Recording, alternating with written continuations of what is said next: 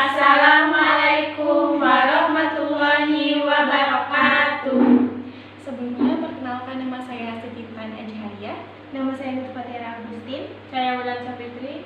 Di sini kami akan mendesain ruangan kelas guna memenuhi tugas manajemen kelas. Selamat menyaksikan. Ruang kelas merupakan suatu ruangan dalam bangunan sekolah yang berfungsi sebagai tempat untuk kegiatan pembelajaran tatap muka dalam proses belajar mengajar. Ruang kelas hendaknya yang inovatif, fleksibel, dan juga menyenangkan. Selain itu, dalam ruang kelas juga harus memperhatikan fasilitas-fasilitas yang mendukung proses kegiatan belajar mengajar. Contohnya seperti media pembelajaran dan alat peraga yang akan digunakan dalam pembelajaran. Kemudian seperti kursi, meja, dan lain-lain. Selanjutnya, posisi tempat duduk. Pengaturan tempat duduk termasuk dalam pengaturan desain ruang kelas, menjadi salah satu aspek yang menentukan kualitas pembelajaran. Dengan pengaturan tata ruang yang baik, diharapkan siswa dapat belajar dengan perasaan aman, tenang, nyaman, dan menyenangkan. Posisi tempat duduk di kelas diyakini sangat memengaruhi konsentrasi anak dalam belajar. Guru kreatif pasti akan berpikir bagaimana suasana kelas bisa fresh setiap hari. Pengelolaan posisi tempat duduk yang baik akan melahirkan interaksi belajar mengajar yang baik pula. Tujuan pembelajaran pun akan dicapai tanpa menemukan kendala yang berarti. Dengan tercapainya tujuan pembelajaran, maka guru telah berhasil dalam mengajar.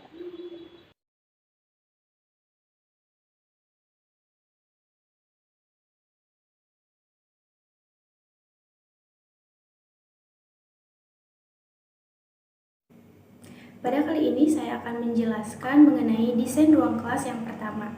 Pada desain ruang kelas yang pertama ini, pada bagian depan terdiri atas foto presiden dan foto wakil presiden. Fungsinya agar para peserta didik dapat mengetahui dan juga sebagai bentuk menghormati presiden dan wakil presiden. Kemudian terdapat bendera dan juga foto Garuda yang fungsinya agar para peserta didik dapat menumbuhkan rasa nasionalisme di dalam dirinya dengan selalu mengingat dan juga menghormati bendera dan juga burung Garuda sebagai lambang negara Indonesia.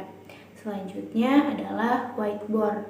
Whiteboard ini nantinya akan digunakan oleh guru sebagai pendidik dan juga para peserta didik sebagai sarana untuk menulis, mengajar, mentransferkan berbagai macam ilmu, ide, maupun pikiran dengan menjelaskan kepada para peserta didik.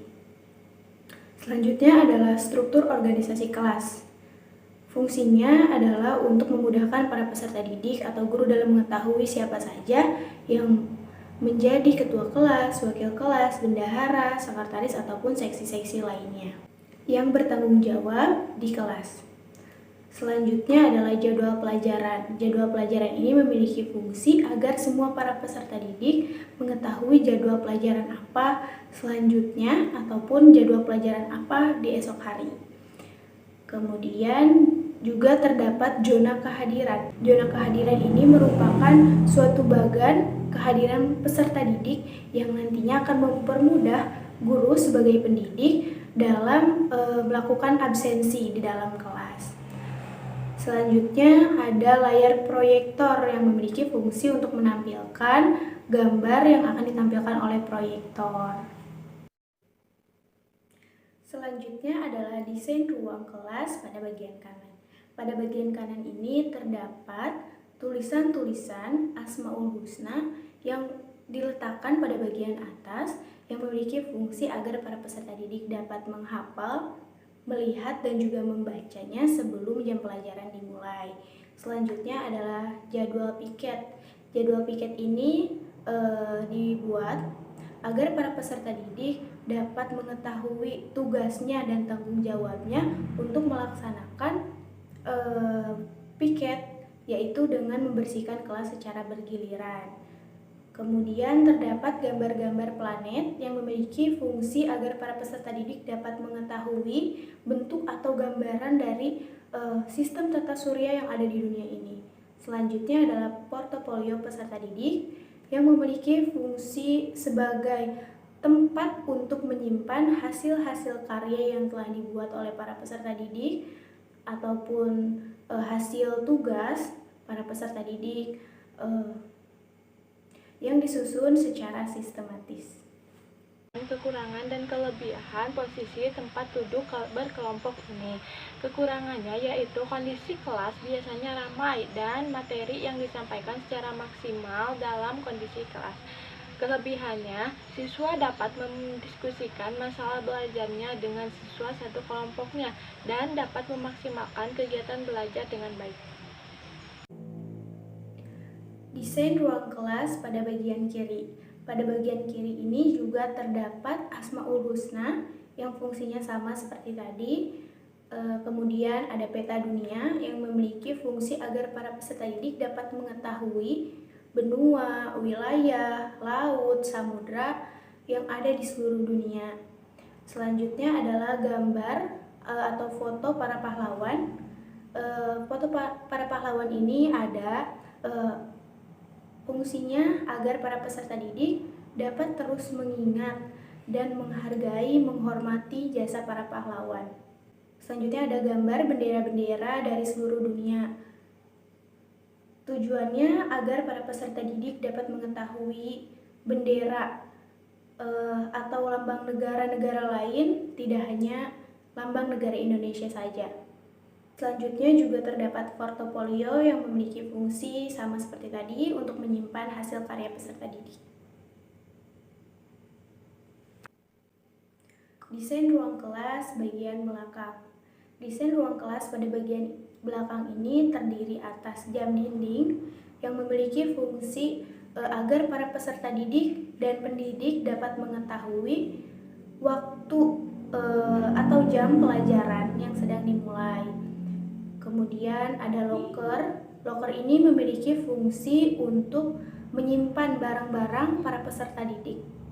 Selanjutnya adalah papan karya siswa atau mading yang memiliki fungsi agar para peserta didik dapat menempel dan memperlihatkan hasil karyanya yang nantinya dapat dilihat oleh pendidik atau para peserta didik yang lainnya. Selanjutnya adalah peralatan kebersihan yang nantinya akan digunakan para peserta didik untuk membersihkan kelas. Kemudian pohon literasi yang memiliki fungsi agar para peserta didik dapat mencatat atau menulis buku-buku apa saja yang telah dibaca oleh para peserta didik. Selanjutnya adalah rak buku. Rak buku ini memiliki fungsi untuk menyimpan buku-buku yang nantinya akan dibaca oleh para peserta didik untuk meningkatkan kemampuan literasi para peserta didik. Dan yang terakhir adalah AC. AC ini memiliki fungsi sebagai pendingin ruangan kelas yang nantinya akan membuat para peserta didik merasa nyaman berada di dalam lingkungan kelas. Oke, untuk slide selanjutnya saya akan membahas mengenai apa aja sih yang terdapat pada ruang kelas yang kreatif, fleksibel, dan menyenangkan. Lanjut, untuk tampak depan terdapat burung Garuda. Ditempelkan agar siswa tahu apa aja sih makna yang terkandung di dalamnya. Dan tentunya di samping bawahnya terdapat foto presiden dan wakil presiden agar siswa tahu siapa sih yang menduduki jabatan sebagai presiden di negara kesatuan kita ini. Selanjutnya itu ada bendera merah putih. Tujuannya agar menumbuhkan rasa cinta tanah air dan bela negara. Nah, selanjutnya adalah papan tulis, di mana dulu papan tulisnya berwarna hitam, sekarang diganti menjadi papan tulis yang berwarna putih atau whiteboard, dan penggunaannya menggunakan spidol. Nah, untuk selanjutnya itu ada Infocus. Infocus itu sebagai media pembelajaran untuk memudahkan guru dalam memberikan materi yang diajarkan dan memberikan kemudahan untuk siswa agar dapat lebih memahami materi yang disampaikan. Nah, untuk selanjutnya itu ada rak buku. Rak buku itu sengaja saya simpan di depan itu agar memudahkan guru dalam mengambil buku mata pelajaran yang akan diajarkan. Selanjutnya itu ada jam dinding. Jam dinding bertujuan untuk siswa dan guru dapat mengetahui waktu yang dibutuhkan dalam pembelajaran yang berlangsung. Selanjutnya itu ada global, dapat berguna sebagai media pembelajaran pada siswa untuk mata pelajaran IPA atau IPS. Dan di belakang itu ada media pembelajaran matematika yang bertujuan untuk memudahkan siswa dalam mengetahui apa ini segitiga, apa ini balok, apa ini lingkaran, seperti itu. Untuk selanjutnya itu yang di depan ada whiteboard kecil, itu untuk memudahkan siswa dalam mencontohkan sesuatu lebih dekat.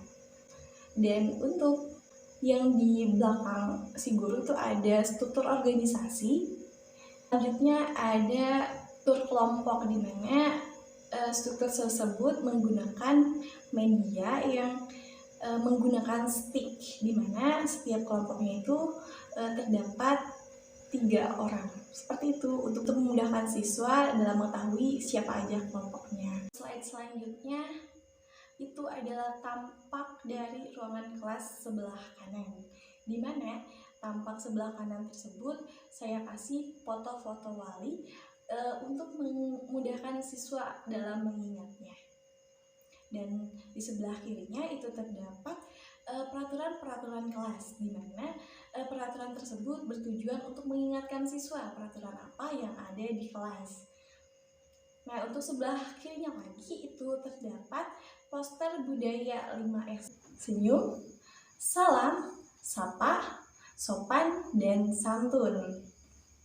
Oke, untuk sebelah kanannya itu terdapat rukun iman untuk memudahkan siswa dalam mengingatnya. Dan yang terakhir itu saya kasih map bertujuan untuk memudahkan siswa dalam mengumpulkan dokumen atau hasil karya yang ia ciptakan. Misalkan tugas-tugas dari guru atau karya-karya seperti gambar, itu bisa ditaruh di map tersebut. Selanjutnya di sini saya akan menyampaikan kekurangan dan kelebihan posisi tempat duduk ini. Yang pertama yaitu kekurangan posisi tempat duduk ini yaitu guru dapat memonitor peserta didik satu persatu dengan baik. Yang kedua, komunikasi antara peserta didik menjadi lebih baik. Yang ketiga, dapat menjadikan peserta didik menjadi lebih mandiri. Kekurangan dari posisi tempat duduk ini yaitu posisi tempat duduk ini digunakan untuk kelas yang jumlah siswanya tidak terlalu banyak. Untuk selanjutnya adalah tampak sebelah kiri dari ruangan kelas itu sendiri.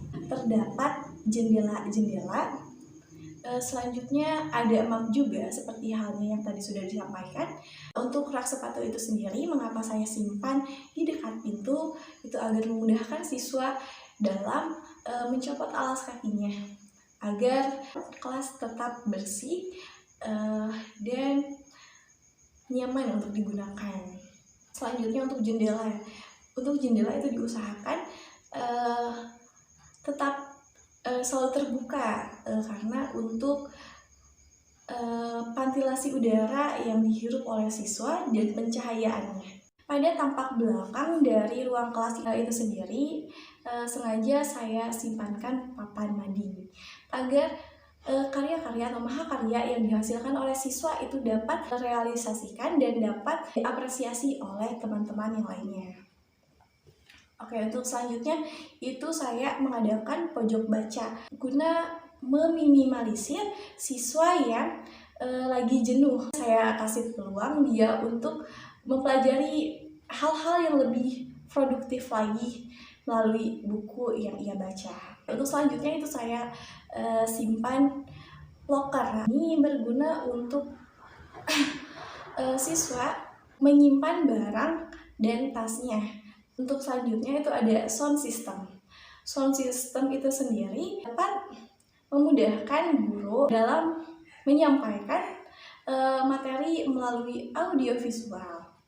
Nah, selanjutnya itu ada alat kebersihan. Itu dikarenakan biar lebih tersusun, soalnya biar enak dipandang juga seperti itu. Dan di atasnya itu ada jadwal piket agar memudahkan siswa untuk menentukan sama siapa aja dia piket dan hari apa, seperti itu. Terima kasih.